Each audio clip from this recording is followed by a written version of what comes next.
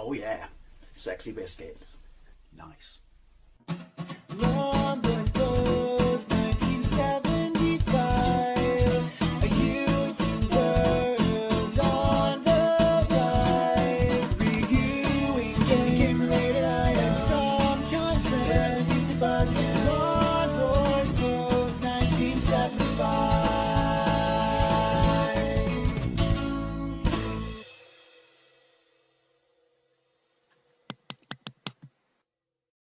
Hey YouTube, Longboys Post 1975. If you've been watching my last few vlogs, then they've all pretty much been on, nostalgic memories of the ZX Spectrum. And while I've enjoyed talking about those things, when I was a kid and I experienced the actual things I was talking about, such as coming home from a game store in your car, trying to kill the time when all we wanted to do was play that game, there was a certain inherent amount of frustration, or basically stuff that would come from the complete and utter lack of patience you would have, excuse me, as a child. And this is no different to that, but I wanted to talk about it because I bought this the other day. I didn't know that Crash Magazine, I knew that Crash Magazine, which was basically this and Sinclair User, were tied as my favourite magazines as a kid back in the day, and this is what inspired this video. And I knew that they made annuals every year. There was also a Zap 64 one next to this, but I'm the only person who thinks this is a tad expensive, £9.99 for something that's pretty much 70% recycled material and only 30% of it is new. Granted, I've not read the 70% recycled material, because apparently this is back as a bi-monthly magazine in this country, so I have to look into that. But I didn't know it was a thing until I saw this, and just flicking through it, right, and seeing the old school layout like the Crash magazines back in the day, even though this has new games featured in it, but yeah, the actual layout is just exactly the same. And there, obviously, it's a Crash Smash, meaning that it's basically the pinnacle of gaming, and your final roundup score there. I cannot tell you the nostalgia I had on this, but it made me, got me thinking about the thing I also loved about magazines back in the day, which obviously would be how they made revenue through advertising and things like that, would be that the whole back end of them, like this, would be basically black and whites. Companies trying to sell you shit, whether it was peripherals, companies trying to sell you, do you remember you could buy additional keyboards for your Spectrum that were like proper PC keyboards, some of them made out of metal, and you could bang all your shit, take your specky apart and put it in things like that. There were adverts covering all kinds of stuff, but the ones that I look back upon fondly, and I'm sure my brother to do, and I'm sure a lot of us do, would be the ones where you could buy games, the black and white where you could buy games, and you could buy games that were newish games. You could buy brand new, bang up to date games, but you'd pretty much be paying the same as you would in the high street, and maybe a little bit of postage on top of that. But if you wanted to, you could buy games that were getting up to sort of 6 months, maybe pushing a year old. And you've got to remember, there were no second-hand game markets for the Spectrum, the Commodore and stuff like that back then. I mean, like I mentioned in a previous video, you may see them in bric-a-brac stores and stuff like that, but there was no, you didn't go into a new store and they had a second-hand section like you would get with Mega Drive and SNES games, like you certainly would get with games now, much to the detriment of the companies. Fuck you, EA. But yeah, so buying a game with a couple of quid off the price that was pushing a year old, that was a premium title, that got decent reviews across all the magazines, that was a big deal, especially when you're a kid and you were surviving on pocket money. Now, obviously, we could allegedly tape to tape, and a lot of us allegedly taped to tape. But that would also come down to the fact of how many people you knew shared the same system as you, and also how many new games that they would buy. So you would buy new games, your brother would buy new games, your other brother would buy new games, because I've got two brothers. Then they would buy games, maybe they'd have a brother or sister, they would buy games, and this would be where you copied your games from, allegedly, from each other. But ultimately it came down to, the market too strong a descriptive term for basically software piracy. The library of games you had access to was still ultimately reliant on individuals being able to buy new games. And obviously with the Mastertronics and the Codemasters, and obviously the introduction of budget titles and stuff like that, the high street became a lot more of a friendly place to kids, you know, again, who were living off pocket money, maybe paper rounds. I was rich because I had loads of jobs. And I want to talk briefly about the black and whites, very briefly. This is mainly about the black and whites on the Spectrum for me, but how the black and whites service to me for my Sega Master System, my Japanese Mega Drive, and my Japanese Super Famicom. Now, not my Japanese PlayStation, because at that point you could have import stores all over the shop. Although, to be fair, there were import stores for Japanese Mega Drives and Super Famicom, so I'll shut up, never mind that point. But primarily this is about the ZX Spectrum. So obviously the high street was still a lot more of a friendly place for people with very limited funds, you know, with the budget titles, you know, the two that I mentioned. Then there was High Tech, who basically every single budget game that they made was a Hanna-Barbera game. Although, to be fair, some of them were actually quite good. But obviously there were still titles in there that you drooled over, such as the Big Box Ultimate Play the Game games. Always find that a bit of a mouthful to say like that. The Ultimate Play the Game games. And that meant, because, you know, that came back to what I said about piracy, which it was dependent upon what your mates had. And Ultimates, I guess you could argue, I said I thought this was stupid before in a vlog a few, videos ago, but apparently their sort of shtick on stopping piracy was just to make their games bloody expensive. So I guess to some degree that worked, because I think the only game we, you know, taped off a mate would have been Saberwolf. And yeah, and that was that certainly wasn't one of their, you know, really expensive games. I mean, obviously I got Nightlaw along the way, but that was when it was finally released on Kicks and stuff like that. So my first experience for a lot of the the Saberman games, I guess you could argue, or the Ultimate Play the Game games, would have been when they got re-released on Kicks, because they were games in magazines that you saw the magazines just give them absolutely amazing reviews, and you drawled over them, but you couldn't afford them because, what was it, £9.99, £12.99, stuff like that in 1984, 85, 86. Don't know what that is adjusted for inflation, but it's a bloody lot of money. My brother Jason got Attic Attack, which I always struggle to say properly, but he got that through the black and whites, and obviously that was a small case, but that's still you know, a premium Ultimate Play the Game. But yeah, so the black and whites were brilliant, and more often than not you'd have a back of a page. My fondest memory, the ones we bought most from would have been Sinclair User, cut into 4, and you'd have different companies obviously in each of the 4 quarters of the page, giving you a list of games, and they would usually be broken down into, here's just like, it was just like typed out, $6.95 games, and then you have a list, then it would be $7.95, $8.95, $9.95. They never generally went above that, and these would be what would have been premium titles anywhere up to a year ago. If you went to like the £6.95 pound category, then they were kind of pushing on a little bit more, and sometimes they'd have really cheap ones that were basically just old stuff, like old tat stuff you really didn't want to buy. And also, I think it's safe to say I can't talk about the black and whites in computer game magazines if I did not talk about the daddy of black and white adverts, which ultimately was my brother Jason got. And like a lot of people, when I say this, you'll know what I'm talking about. He bought for the calculator watch. Who remembers cassette 50?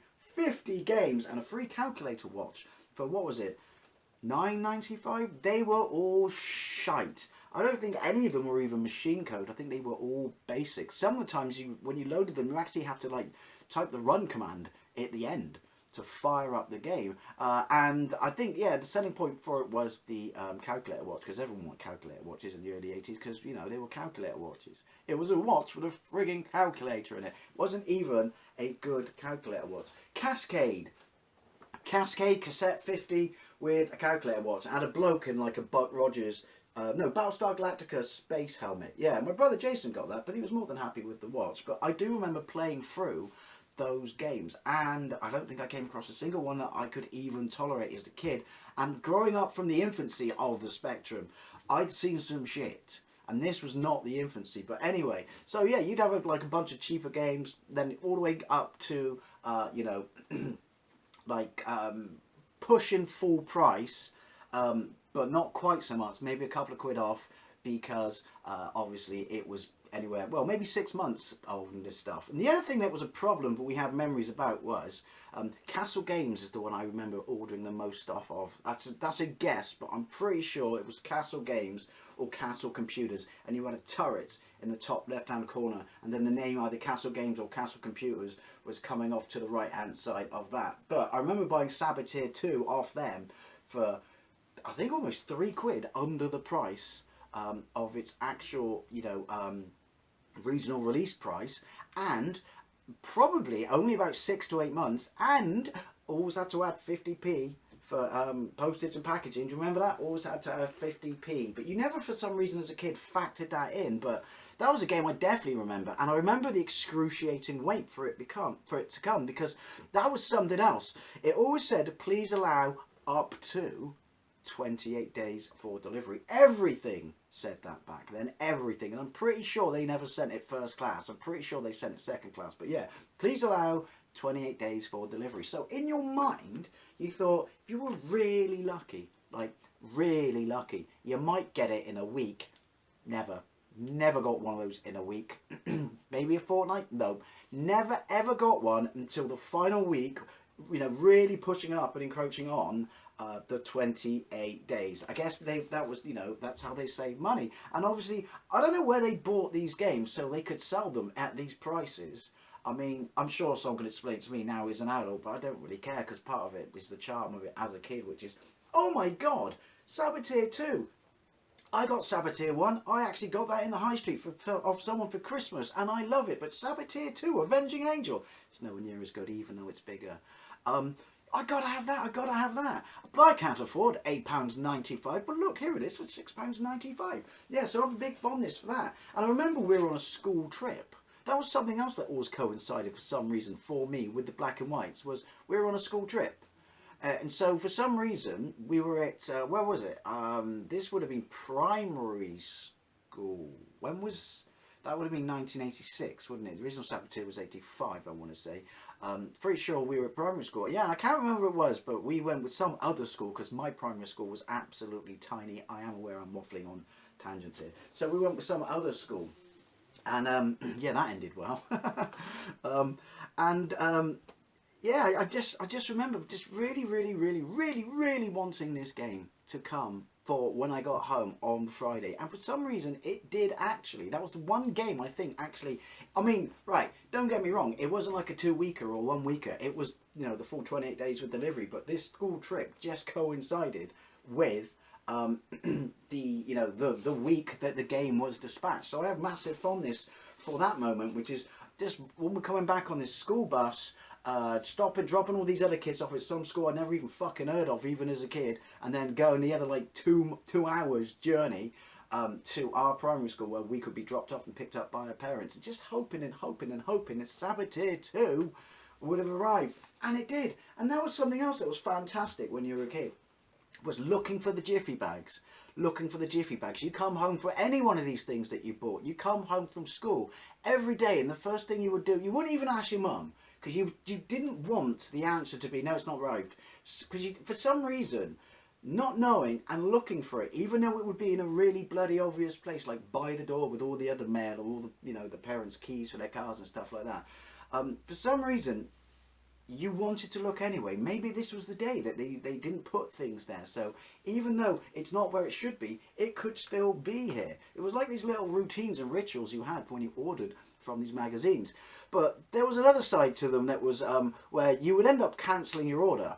And a lot of the times it wasn't really their fault as such, because sometimes, like, well, Ocean, you were terrible at this. Do you remember when Ocean would start advertising a game, and it would be something like Rambo? To be fair, Rambo came out quite quickly. Rambo, Street Hawk, remember Street Hawk? Street Hawk, Knight Rider, they were two ones that were synonymous with what I want to talk about now. But they'd be advertising them, and it would say, $6.95 ZX Spectrum, $7.95 Commodore 64, and Amstrad, if the Amstrad was out at that point, because obviously the Amstrad kicked in 1985. Excuse me.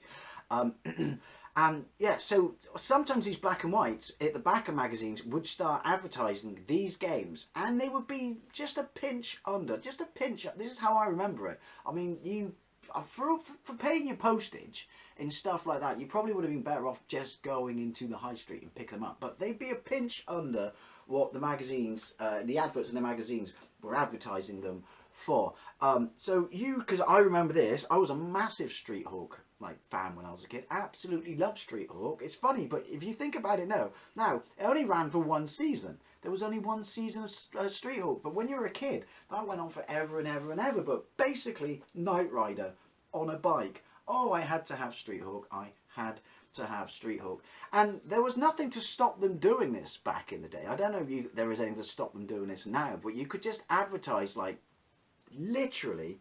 I mean, I don't mean announce a game, but advertise and have on the bottom of the page in the computer magazine the full A4 colour, page advert for it. Available at all good stockists in the all good high street stockists. That was it.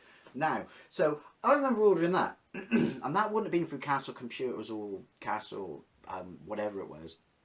The Castle Company in the black and whites. That was through someone else, and they had less games advertised, but they did have, these Ocean games. Yeah, and sent away a check for, I think it was £5.95, so I think you were getting a quid less. No, obviously postage in there, and they would never write back. Excuse me. I'm sick again. I know. COVID, the second time. It's even less underwhelming than it was the first time. But yeah, they would never tell you. It was up to you to contact these companies and say, where the bloody hell is my Street Hawk? But Street Hawk was delayed and delayed and delayed and delayed and delayed, and then I can't remember the full story, but they ended up releasing giving away a game that was specifically written for Crash magazines. Something along the, someone can correct me. I have played it since. It's basically Street Hawk in space, like Defenders. But they needed a Street Hawk game to give away to people who subscribe to Crash magazine. So they cobbled this together, because this just took for. Eventually it came out. But yeah, so that was something that would always happen, and it happened to us loads and loads and loads of times. And it was always with the Ocean games, where you would end up having to write back, and everything was a correspondence by mail. You would have to write back to these magazines and say, where's this? And they would say, we've not been dispatched stock yet. We cannot tell you when this stock will arrive. We will happily refund your money if you want, or we'll sit on your check and send it to you when it came out. And we just say, no, give me my money back. Which would be another letter. Who remembers the mail? Who remembers snail mail? How long ago that was. And then they just send you your check back, your original check back, which you'd have to get your mum to write, because you wouldn't literally just go and get all your money and just dump it there like that and just go, I need you to write a check for £6.95 to these people. Sure. And that was unbelievably frustrating. That was no, that was definitely more frustrating than how bloody long 28 days, may take 28 days for delivery, took or felt that it would take. But that didn't stop us. Me and my brothers ordering a whole bunch of games through the black and whites. Obviously the black and whites were around other places as well. You had stuff like the Exchange and Mart, and there was a black and white section in the Evening Post, the Bristol Evening Post, the local paper we used to get back then, that I would check on a daily basis, because it would have this tiny little section, right? It was literally 2 pages, and it would say stuff like car parts, and it would go down, then it would just go sofas. It was really random. Then it would go down some more, then it would just go computers, games, and peripherals. And then that would be like this. I used to check that every night. I bought a couple of Master System games out the back of the Evening Post for my Master System. That's what I meant there. I used this as well, these things, to supplement games and stuff like that on my other systems. But the fondest memory I have for it nostalgically, but also, like I said, from a child perspective, it was frustrating, because alright, you saved a couple of quid, but it took so bloody long. And then you had the fuck ups and the farcical releases of stuff there, and it was always Ocean. Don't get me wrong, I have a massive amount of nostalgia and love, absolutely love Ocean, but they were the worst people at this. If any of you remember having something similar, because you could also order from Ocean Direct, and they would do the exact same thing to you, which is, where's my bloody games? You've been advertising this for 6 months. And it says in all good, high street stores now. And it didn't even actually exist. But I still have, nostalgia for it. But yeah, I remember another one I got, and we were on holiday in our caravan. And this was the same as Saboteur 2, so I have amazing memories for this, which is, I ordered this when it was still a relatively new game, so I don't know how much I saved on it, but it really couldn't have been much. Original Renegade by Imagine, basically Ocean. And yeah, that was there when we got home. When we got home on the Sunday evening, we spent 1 week in our caravan in Blue Anchor, and that was brilliant because we used to go to the arcades in Minehead and stuff like that, and the arcades down the seafront actually at Blue Anchor. So pretty sure they would have had a Renegade machine, and I knew how good it was, and I remember all the magazines losing their shit over it. And we had a 128K Specky at this point, and I've got Windy Pops. Excuse me. Those salt vinegar ringers are really haunting me because I thought you should know. But yeah, so that would have been a brilliant experience in itself, playing all these games in the arcades and knowing that I was going to get one of the best arcade conversions of a game on the Spectrum ever, maybe if I was lucky, after the 2-hour drive home. And there we were. We go in, and one of our neighbours would have our key, and they keep picking up our post and sticking it inside, even though the world was a far more honest place back then. Was it bollocks? So that was a great day, but it was like 8 o'clock in the evening, and we had to go to school in the Monday morning. But there was this jiffy bag and a big shaft of light coming down from heaven, like, oh, and open up the jiffy bag, and there was in my jewel case Renegade. So we got to cram in a couple of hours, only a couple of hours, because of obviously school and stuff like that. My parents let us stay up stupidly late back then. What was Renegade? 1986. What was I in 1986? 10? Maybe 11? Depending on which part of the year it was. But yeah, so that was another example of where it was, again, that probably would have taken a month, but it was just special that we'd had a really great week. We played arcade games and stuff like this, when we were on holiday at the seaside, and that just so happened to coincide with the game I bought from the Black and Whites. All in all, I must have bought close to about 35 games in the Black and Whites. So did my brothers. I can't think off the top of my head any of the ones that they bought, because obviously I would be more interested and obsessed and excited about waiting to receive mine. Bought just touched on the other consoles quickly. Bought Master System games. Bought my Master System second hand, but bought Master System games, like I said, from the Black and Whites, a couple from the Black and Whites in the Evening Post.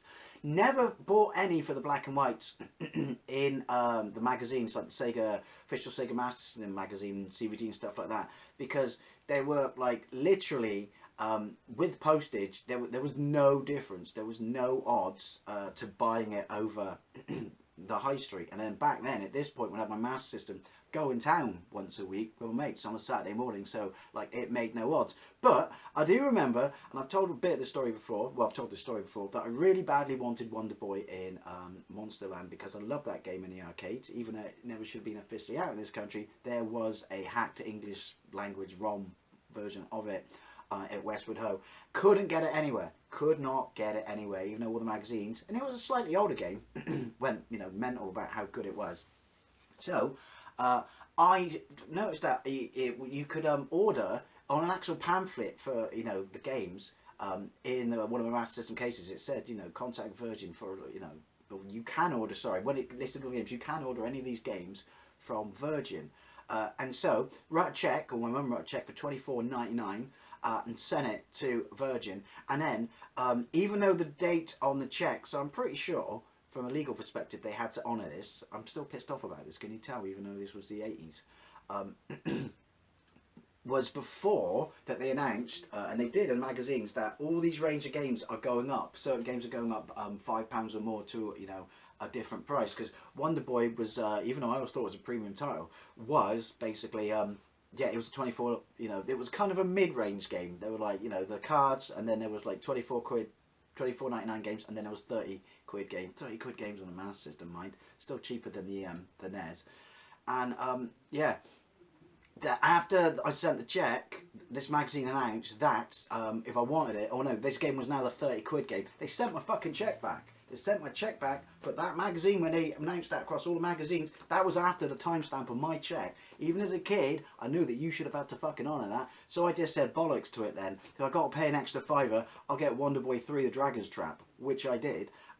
Which I did actually order through the mail, and that was another game that miraculously, don't know how, came when we came back from our chalet. This was in our caravan at this point, from our chalet, and was there.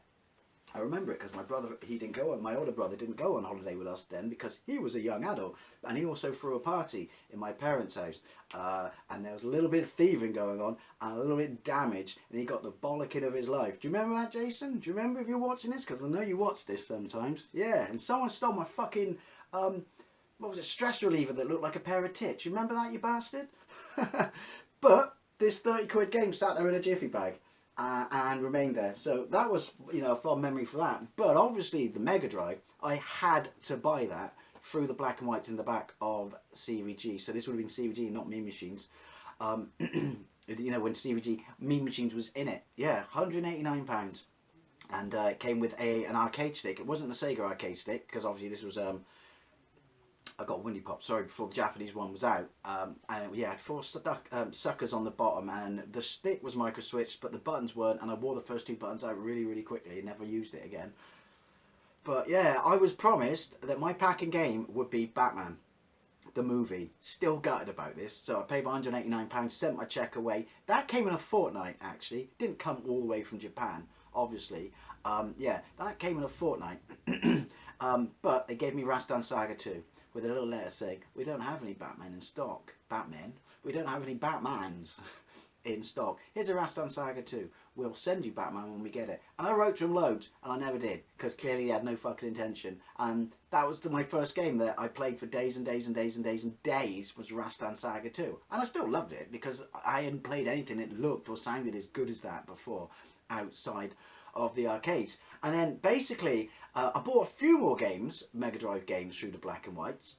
But I also bought one where you could trade games in. I regret this because I traded Rambo in. They give you a list of games that you could trade against other games, and there were brackets about what they were worth value wise and what people wanted.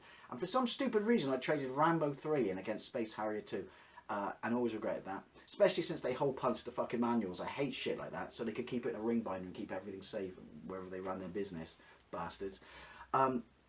But I bought a few more games, but then I never really had to, because the places like the in-shops kicked in downtown in Bedminster and in Western Supermare, and they had import stores. So pretty much just bought all my games then from the import stores. And then I'd buy a few PAL games, because obviously they had dual ROMs in the early days, and since I had a Japanese Mega Drive, I'd bang it in and I'd get the Japanese version. And obviously mine ran 60 Hz, and on that pussy ass 50 fucking split screen, bordered screen rubbish. Super Famicom I bought, I think I paid 200 and something for that, with 2 control pads.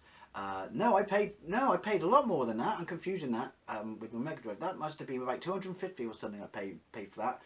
Because it came with Super R-Type, Gradius 3, Super Mario World, Pilot Wings, Final Fight, and I'm sure I'm missing a game, but I got a whole bunch of games. Didn't need to buy a game for that for ages. I just went the expensive route deliberately, so I'd have all these games and not have to buy any other games for absolutely ages. Fucking loved that. That took a full 28 days, which absolutely killed me. It wasn't the same people as the Mega Drive, but yeah, that was the last thing I pretty much bought through the black and whites, because all my Famicom games I would buy from import stores again. Just buy them all for Famicom. Super Famicom games I buy from import stores, or I buy them off a kid at school who was so spoiled that his parents would buy him everything because they were divorced, throw money at kids and stuff like that. He just literally gets stuff to say, I got it, and then he'd get bored. And then I was the only other kid who had a Super Famicom. And this happened with the Mega Drive as well for a bit. So he'd end up selling it to me super, super cheap. And that's why I built up a very large collection of games for both my Super Famicom and my Japanese Mega Drive. Anyway, this kind of got away from me. But I just want to talk about what, a big part of building up my various game collections, particularly on the Spectrum, and how much nostalgia I have for buying games from the black and whites in the back of computer magazines. All the magazines had them. Sinclair, usually Your Sinclair, Crash, CVG, Mean Machines, Zap, even though I never would buy it. Why would I buy Zap? That was a Commodore 64 magazine. But yeah, I just have a massive amount of nostalgia for it. But my God, the frustration and the, for like stuff that wasn't released, Ocean, and the time it took to come as a kid, lack of patience, was just crippling and just killing. Anyway, it's kind of got away from me. It's been a bit of a long one again. I'd love to know what you think. I mean, if you're of my generation, you must have supplemented your games, even though you could, allegedly copy, you must have supplemented your game collection with the black and whites back in the day. So love to know what you think. Thank you very much for watching. I'll see you later.